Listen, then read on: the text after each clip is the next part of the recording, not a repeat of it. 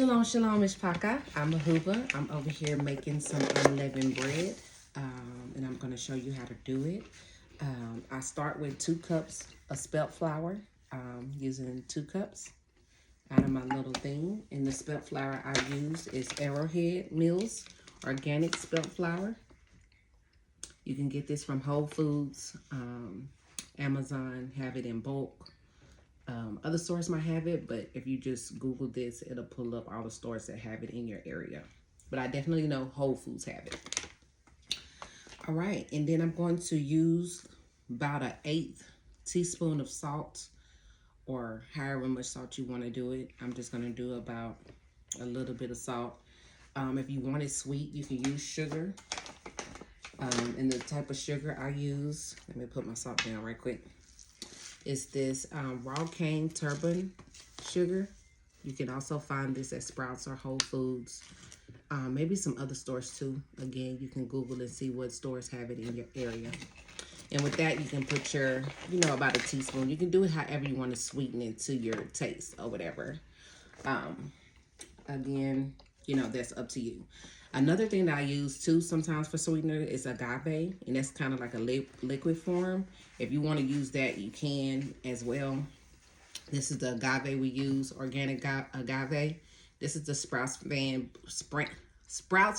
but they also have a Wholesome brand as well that you can use. And just eye it. I usually use about maybe a teaspoon or something, and you're gonna want to put this in before you start adding the water. So that's very important. So those are some of the things that I'm using, but today I'm just using salt. So I'm gonna put my salt in the batter, and it's just a bowl. This is one of my bowls. I got my 2 cups of spelt flour in here. I'm gonna put my salt in there. Then it's 2 tablespoons of oil. I use grapeseed oil. Yep. 2 tablespoons of this, and just measure it and put it in there. And this is very important too, because when you put the unleavened bread in the pan, you don't need to grease the pan or anything like that. So you make sure that's in there. A little ingredient that I use as well, you don't have to use it. It's a puree. The puree, this is pea puree, and what I did was just use maybe about 1/4 of peas, maybe about 1/4 cup of peas, and about a 1/4 cup of water, and kind of puree it until it has this type of consistency, just looking like this. And you can puree yams or something like that as well. That's if you have some cooked yams, you can puree some yams if you wanted like a sweeter bread, if you go with the sweeter brand. Again, you cannot taste this up in here. I do not eat peas on a regular, but it's not bad in the matzah. But this is one of the key ingredients that make it soft. So I'm just gonna add a little bit in here. I'm just gonna do about a tablespoon right now.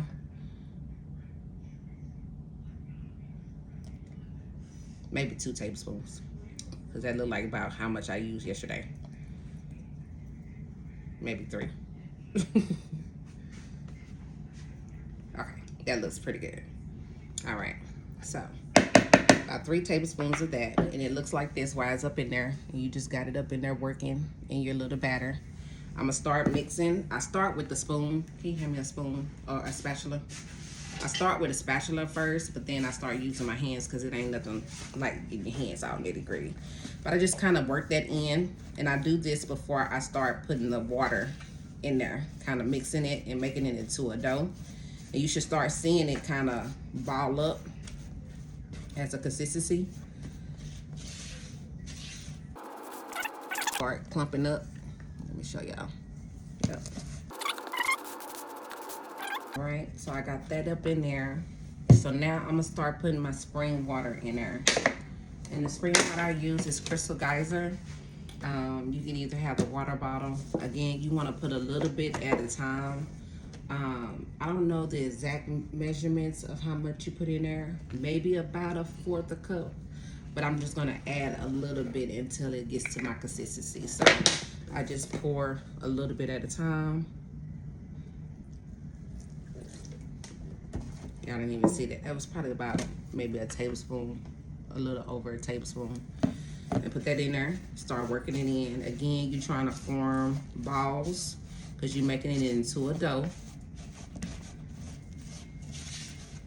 That wasn't enough. But that's okay. We're gonna keep on going. And again, you see that the flour is starting to ball up. It's starting to get that little balls in there. That's what you want. That's what you want to see, because you want to make it into a dough. So I'm gonna add some more water, maybe a little bit more this time, maybe about 2 tablespoons. Yeah. All right. Put that up in there. Now it's starting to do it. Got to get your granny wrist on. You got to tap into your ancestors, or your mom. Again, it's starting to ball up even more. It's starting to make that dough, but it's still not at that consistency that we want. And we're just gonna keep on continuing to put water in there until it is. But I'm gonna work it in here a little bit more, because I made some on yesterday and it wasn't as soft as I wanted it to be, but it was still good. Very good. Just put a little bit more in there.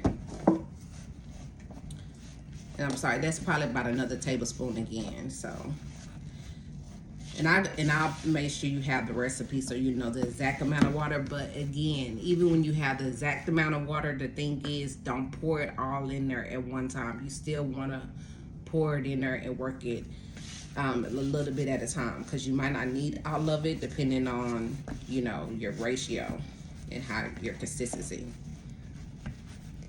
So as you can see, it's starting to form like the dough consistency. It's still not there. It's still got some dryness in there, but that's okay. You still working it. And this is where I'm saying, like, while you're doing this, you want to start getting your hands in there. So I'm gonna pour a little bit, just a tad bit, maybe about another tablespoon of water in there. Start working at it.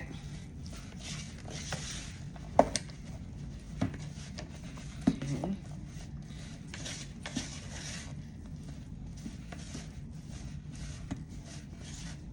And it's getting that consistency. Now I'm gonna probably stop using this and start using my hands.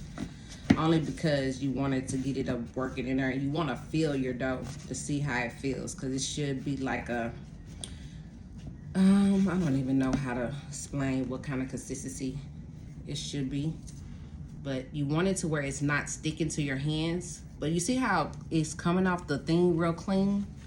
That's how you want it. You don't want it to be where it's sticking to your hands. So if it's sticking to your hands, add a little bit more spelt flour, and it'll start being the doughy that it is. Right now, this is what I'm looking like before I start putting my hands in it. My hands are clean, I washed them. So now you just gonna get up in there and just start kneading. And I just kind of, you know, just work it. Like you playing with Play-Doh. Y'all remember that back in the day. Okay. And this is a pretty good consistency, because as I'm touching it, you see, well, it's sticking to my hands a little bit, but it shouldn't stick to your hands. But I'm gonna keep on working it a little bit more. I probably shouldn't have just added that whole tablespoon. Maybe I should have had half a tablespoon. Okay. That's all right. And I kind of like twirl it around and get all the dough around the bowl that's stuck too. I'll show you what I'm talking about. You see that around the bowl? I try to squeeze it around so it'll get it. But this is a pretty good consistency. I'm just gonna work it a little more and see if it stops sticking to my hands. And then if it does, I'm just gonna sprinkle a little bit, just a little bit, because it's already kind of like where I want it to. I just don't want it sticking to my hands. You see that? You want it to not stick to your hands like that. So I'm just gonna add a little bit more spelt flour. That was probably like 2 teaspoons. Oh yeah, that's it. Just getting there. And a key thing too, I'm gonna start doing that in just a minute. Babe, if you can get the cast iron pan down. I had some oyster mushrooms with this spelt flour. This spelt flour is good for even if you want to do some fried chicken during this during this week. It's very good to do. Very good to use. Again, as long as it's sea salt, pepper. You can use onion powder, garlic powder, you know, that kind of thing. Another good thing to use with your seasonings for your meat is coconut aminos, rags. That's good. That gives a lot of flavor. Some flavor that you feel like you're missing or whatever. So the dough is the consistency that I wanted. Does this need to be on? Put it on medium high. No, I'm sorry. Medium heat. I'm sorry. Because I forgot. See, we have a gas stove. And we got a new one too, so it kind of gets hot. So you want it on a medium thing. Again, I can show you my hands. You see how my hands are clean now? That's what you want. Whenever you touch your dough, you don't want no dough on your hands because that's when you know it's ready. Again, my dough is looking like this now. I'm still going to work it a little bit more. Just give it some love. That's what I do. And a good thing about preparing your own bread, you know exactly what's in it. And again, it's just 4 ingredients, 5 maybe, 5. 1, 2, 3, 4, 5. My favorite number. 5 ingredients: sea salt, the pea puree, water, spring water. Got to have spring water. Grapeseed oil, spelt flour. Again, 2 cups of spelt flour. About, what did I say? Maybe about 3 tablespoons. 3 tablespoons, 3 to 4 tablespoons of pea puree. About a 4 teaspoon or a little less, or sugar, however you want it to for your sweetener. Water, you're just gonna pour it in there. I'm gonna send you the recipe. I think it's like a 1/4 cup or a 1/2 cup or something like that. But you're just gonna pour it in increments until it's to this dough consistency, because this is perfect. This is how I want it. Okay. Once you get like this, you're gonna start warming up your pan, your cast iron pan. It is warming up over there. And then I'm gonna move directions so you can see what I'm doing, because I'm almost ready. Another thing too that you should always have for unleavened bread is a bowl. This is a bowl that I'm using for the unleavened bread, and you should buy a new towel, like from the dollar store or something, just something cheap, you know, to have your bread in. Because what you want to do once you make your leavened bread, you want it to stay soft, and the way to do that is to put it in a bowl, in a towel, as you're making it, so it can stay fresh and good. And then, you know, as you then you close it up, put a lid on it, and then it keeps it warm. This thing was from the dollar store too. You can get one of these bowls with a lid on it and all those great things, and then you could just leave it on your counter. Yeah, so that's about a bowl or whatever. So I'm gonna use this bowl too. As I'm making the leavened bread and putting it up in there, it's gonna go in this bowl. So I'm gonna transfer it to the skillet, and we're gonna keep on going. All right, so I'm over here in the kitchen. I'm about to pull some little leavened bread off of my dough consistency. Let me bring it over here real quick. So I just got my dough consistency. See, I can pick it up. It's really, you see how that is? That's perfect. So I'm just gonna take a little bit off, about that much. It's probably like a ball. And then I'm gonna roll it in my hands. Roll them over, throw And them. you roll them up like this, like little balls. And then I'm gonna start showing y'all how to form it, because you want it to be as thin as possible. So you just gonna kind of knead it with your fingers, like you're making a little patty. But you're just gonna move your fingers. Hope y'all can see. Hold on. Y'all see what I'm doing? And do it like that. And you're just gonna keep on going around in circles until it's thin, as a thin patty. What you don't want to do is have it, but don't do it too thin to where it's starting to break. But you just want to, just enough. So you just spread it out. As you see, it's still getting bigger and bigger as I'm going around. This is a perfect consistency. I'm very happy with this. This is gonna be soft. My other ones, the family was like, it was good. But I was like, it could be softer. Oh, you see that hole? I started to get a hole, so I did it too much. So you can just kind of press it back and then start it again. They don't have to be perfect. I be having some funny shapes. So you just spread it out until it's forming a consistency. Meanwhile, your skillet is getting hot. And I might can put it down on medium, in between medium and low, because I kind of smell it a little bit. Because, like I said, this new stove be cooking. Medium still be boiling stuff. All right. So that's pretty good. That's how it's looking. It's like flat. You can see it. One year, I used a rolling pin, but don't do that because sometimes it sticks. So just make it as thin as possible. If you get holes in it, just kind of put it back together. It's no issue. But you just want it as flat as you can be whenever you get back up in there. So, again, this is a funny shaped one. And that's cool because it's bread, you know.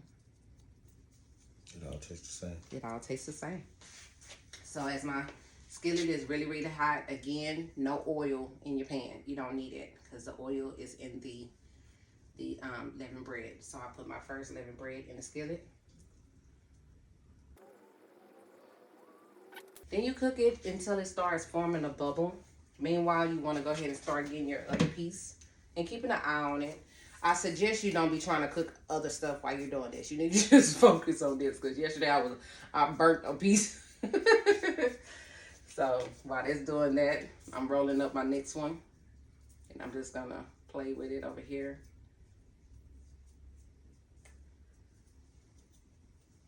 And when you can flip it, when it gets like some bubbles. Sometimes it gets bubbles, sometimes it don't, but we're gonna see.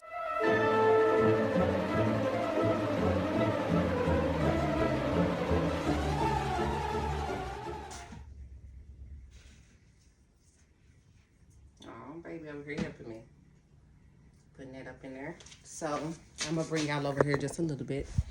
So as you can see the pan, I don't know, can y'all see the pan? Nope. How I got this? Oh, y'all see him. Where's the camera? Oh, let me just turn it around. I know the thing is somewhere. It was. Okay, hold on. Can you see the pan? Yeah, a little bit. Okay, so this one is almost ready to flip. I hope y'all can see it. But that's the consistency that you're trying to look for. Okay. Hopefully y'all seen it. Got my little spatula.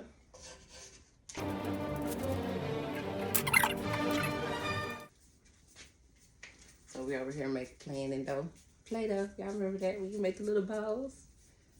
And then you just get it. And it's probably about maybe 2 minutes on each side. If that. You'll know by how you're looking at it. You know, you can start seeing it. Because you don't want to overcook it. Yeah.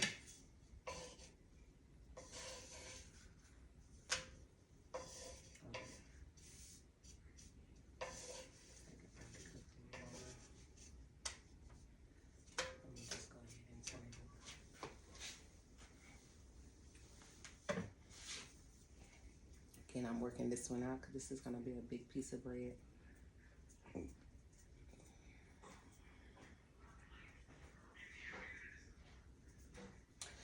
One year I made tortillas or whatever. We made some tortillas and some wraps. So this thing, you can make sandwiches.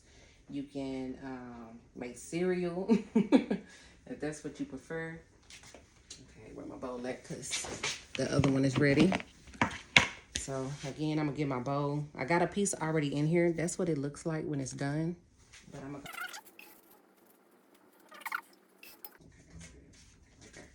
But see, that's how it goes in the thing. And you just cover it up until you get ready so you stay fresh. We keep that unleavened.